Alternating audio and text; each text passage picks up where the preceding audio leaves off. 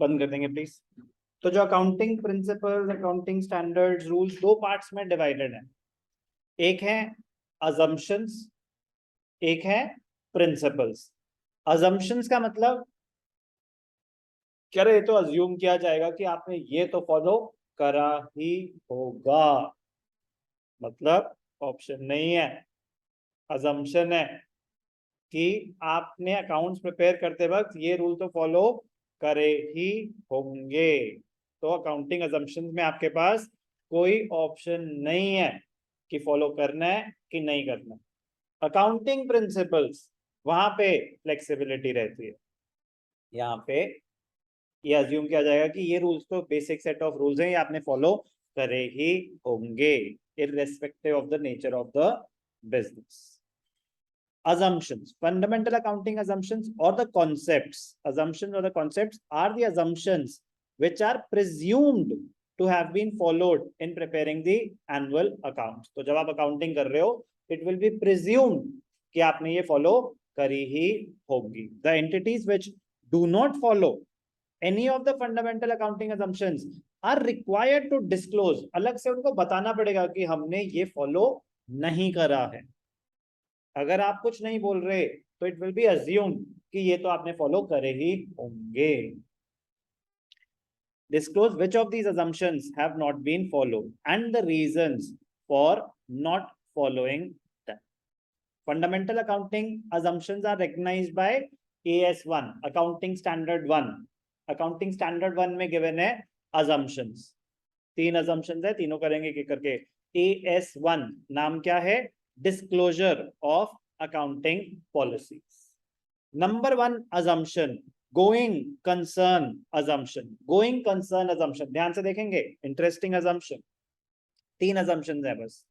पहली assumption, going concern assumption. It will be assumed, तो जब भी आप कोई assumption करें या अकाउंटिंग प्रिंसिपल करें तो सबसे पहले आएगा स्टेटमेंट या मीनिंग कि वो कहना क्या चाहता है। फिर आएगी उसकी अकाउंटिंग इम्प्लीकेशन कि अच्छा चलो ये कहना चाहते हैं तो उसकी वजह से अकाउंट्स पे क्या इंपैक्ट आएगा। फिर तीसरा पार्ट होगा एग्जाम्पल। तो कोई भी अकाउंटिंग अजम्पशन या कोई भी अकाउंटिंग प्रिंसिपल जब आप एक्सप्लेन कर रहे हो तो 3 पार्ट्स ध्यान रखेंगे। पहला मीनिंग और स्टेटमेंट कि वो एग्जैक्ट कहना क्या चाहता है। दूसरा उसका अकाउंटिंग पे क्या इंपैक्ट है, अकाउंटिंग इम्प्लीकेशन। और तीसरा एग्जाम्पल। तो पहला going concern assumption, going concern assumption, it is assumed that the business is going to last for an indefinite foreseeable period of time, मतलब अनंत है बिजनेस बंद नहीं होगा, और there is no intention to close the business or scale down its operations. जब आप accounting कर रहे हो तो ये अज्यूम करा जाएगा कि ये बिजनेस चलता जाएगा, बंद नहीं होगा, ना ही आपकी कोई इंटेंशन है इसे डाउनसाइज करने की। तो ये क्या है? Statement, meaning of the assumption, going concern assumption. Sir इसका अकाउंट्स पे क्या इंपैक्ट आएगा? It is because of this assumption that we differentiate between capital expenditure and revenue expenditure. कह रहे कैसे? मैंने फर्नीचर खरीदा, कैपिटल एक्सपेंडिचर या रेवेन्यू एक्सपेंडिचर? Capital expenditure. क्यों? It leads to creation of an asset, मतलब it will give us dash dash benefit, long term benefit. तो इसका मतलब सर ये मेरा एसेट है, ये मुझे लॉन्ग टर्म बेनिफिट देगा, तो क्या मैं उसको एक्सपेंस मानूं? नो, मैं उसको एक्सपेंस नहीं मान रहा, मैं उसको अपना एसेट मान रहा हूं। फिर मैं उसको थोड़ा थोड़ा करके डेप्रिशिएट करूंगा depending on the estimated life और द रेट ऑफ डेप्रिसिएशन। कि फॉर एग्जांपल आपने अज्यूम करा कि ये फर्नीचर 10 साल चलेगा, तो 1 लाख का अगर फर्नीचर खरीदा है तो क्या 1 लाख उस पीरियड का एक्सपेंस मान लिया जाएगा जिस पीरियड में आपने फर्नीचर खरीदा है? नो, उस पीरियड में वो एसेट माना जाएगा।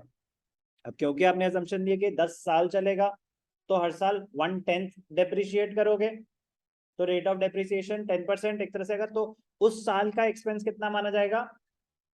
10,000, डेप्रिसिएशन 10,000, फिर 90,000 वैल्यू कैरी फॉरवर्ड हो जाएगी। यस और नो? समझ आ रहा है मैं क्या बोल रहा हूं? तो जब आपने ऐसा करा कि भैया कैपिटल एक्सपेंडिचर को डिफरेंशिएट करा रेवेन्यू एक्सपेंडिचर से, जब आपने ऐसा करा कि आपने अज्यूम करा कि फर्नीचर तो 10 साल चलेगा, तो इनडायरेक्टली आपने ये भी तो अज्यूम कर लिया कि आपका बिजनेस भी 10 साल चलेगा। यस और नो? आपने कहा कि नहीं नहीं, फर्नीचर को पूरा करेंट पीरियड का एक्सपेंस मत मानो, एसेट मानो। यस और नो? एसेट मानो। तो क्या होगा, क्योंकि ये लॉन्ग टर्म बेनिफिट देगा, तो वो आप असम्पशन तभी तो ले सकते हो, एस्टिमेशन तभी तो ले सकते हो कि जब आप ये भी अज्यूम कर रहे हो कि आपका बिजनेस भी चलेगा लॉन्ग टर्म के। ओके, तो गोइंग कंसर्न असम्पशन प्रिस्क्राइब्स, तो पहले आपको एग्जैक्ट स्टेटमेंट याद करनी है। इट प्रिस्क्राइब्स, तो ये वर्ड टू वर्ड याद होनी चाहिए। स्टेटमेंट तो मैंने क्या बताया, 3 पार्ट्स में। पहला क्या होता है, स्टेटमेंट और मीनिंग, कहना क्या चाहते हो। दूसरा अकाउंटिंग इम्प्लीकेशन, मतलब अकाउंट्स पे वो क्या इम्पैक्ट ला रही है। और तीसरा एग्जाम्पल,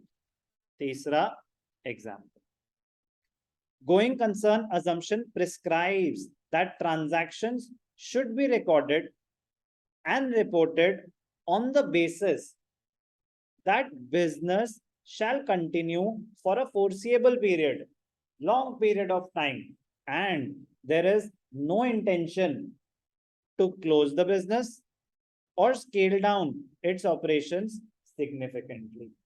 कोई भी डाउट? कोई भी डाउट? तो ये हो गई स्टेटमेंट। अब अकाउंटिंग इम्प्लीकेशन, सेकेंड पार्ट, समझ आई बात? तो ये हो गया आपका first part.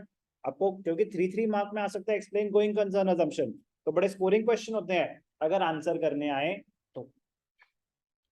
It is because of this concept that a distinction is made between capital expenditure, that is expenditure that will give benefit for a long period, and revenue expenditure, that is one whose benefit will be consumed or exhausted. आपने गाड़ी खरीदी, capital expenditure asset मान रहे हो, उसमें petrol भरवा रहे हो, उसको रेवेन्यू एक्सपेंडिचर मान रहे हो।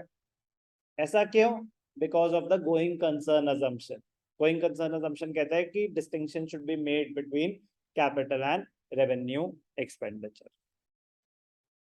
On the basis of this concept, fixed assets are recorded at their original cost and they are depreciated in a systematic manner over its useful life. For example, फिर आप कोई भी asset का example दे देंगे। Clear? मैंने example आपको already दे दिया। क्या था ये? Going concern assumption, पहली assumption।